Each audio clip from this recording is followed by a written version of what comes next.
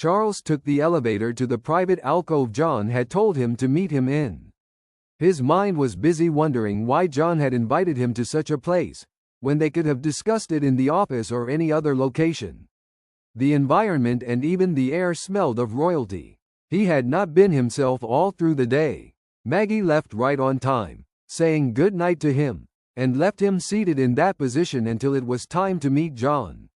John asked him to sit down and he did. He looked around the place and he instantly knew something was not right, but he could not put his hand to it. "What will you want to drink?" John asked as he sipped the beer in his glass cup. "I don't feel like anything at present," he said, and noticed John's reaction. "If you need my advice, I think you will need something before long." Charles looked at him wondering what he meant but maintained his composure. "How is Maggie?" he said in a rather mocking tone. "She is doing well." He tried to feel okay, even though his mind told him, "Here it comes."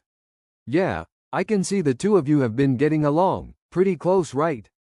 he said, not taking his eye off his drink, which if he had done he would have noticed that Charles froze. Was he spying on him? He thought. "She is quite a beaut, isn't she? I won't blame you, my friend. Not many men can succeed that piece of God's creation," he continued. Charles could see that he had walked into a web indeed. John had never talked to him like that. He had always been professional in his approach. Where was he going to? Had he discovered their office romance, or the moment they had at her place?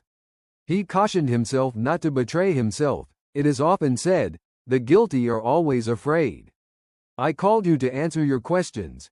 He looked up and looked at his face as though he wanted to be sure he was listening before he continued. "Charles, I don't know how to put this, but I guess there is no need beating about the bush. Things are not always the way they seem from the surface," he said, taking a gulp, and began to pour more beer into the glass. "We have a mandate, especially our section, to see to it that all countries are democratized, and whatever it will take to ensure that, we are required to comply accordingly," he said with a hard look. "But why does it have to take whatever means to achieve that? And why are we not going to respect their sovereignty?" he asked, feeling angry at the hypocrisy they have been made to be involved in. "Can't you see that our world is in a mess? How can we bring peace to the world with all the different religions, differences in worldview, and all that?" he said, raising his voice with every word. "What has religion got to do with democracy?" he asked, a bit confused. "Everything. Everything, Charles. Why the terrorism all over the world? Can't you see that our world is no longer safe? Okay, so how does democratizing the whole world help?" he said, searching his eyes. "Good question. If we have all countries democratized, it makes it easy to have the wish of the people, not that of a few who rule the masses," he said, trying to avoid his gaze. "It still does not answer my question. How does that solve the world's problem?" It was Charles's turn to raise his voice. "The world needs peace, and we have a formula for that peace, which cannot be realized unless the whole world is democratized," he said with a rather low voice. "And what is that formula?" "It's called New World Order. We can under this order establish a one-world government, eradicate religion, or better still unify them in an order called ecumenism, one currency, and dissolve this so-called diplomatic nonsense that laces the whole world with red tapes." He exhaled gradually, looking at his reaction.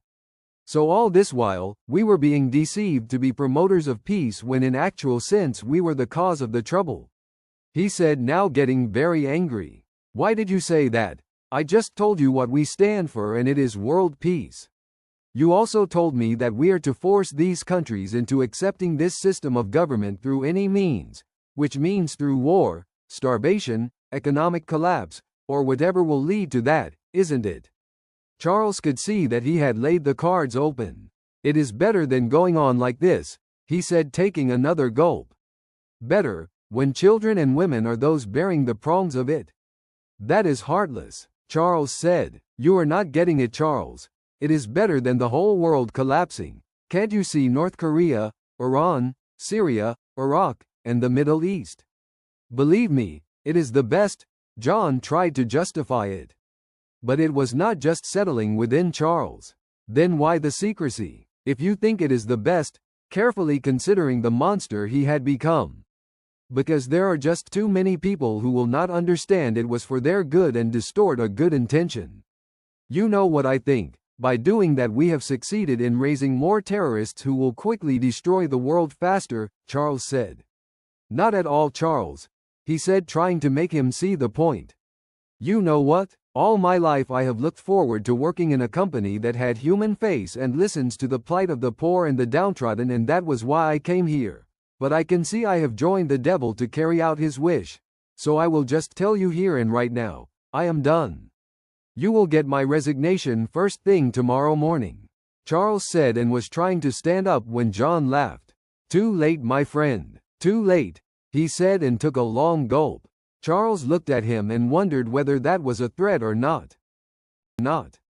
Where were you last night, Charles? He asked, not even looking at him but at his beer. Charles froze. Blackmail. None of your business what I do after work, he said, still standing. John laughed again and told him to sit down. Charles ignored the gesture but could see that John meant business.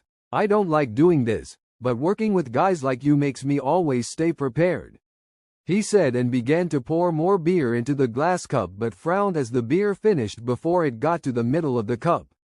Charles sat down deflated. It will interest you to see that footage of the long tender kiss between you and Maggie in the office, won't it? And what about that sensuous moment at her house? He said, laughing again. I never knew you could go as low as to blackmail a man into doing your dirty job, John. He called him by his first name for the first time. For the sake of world peace, I can do anything, Charles. And suddenly he saw his countenance changed into a devilish monster. I can do anything. Anything? He repeated as if rehearsing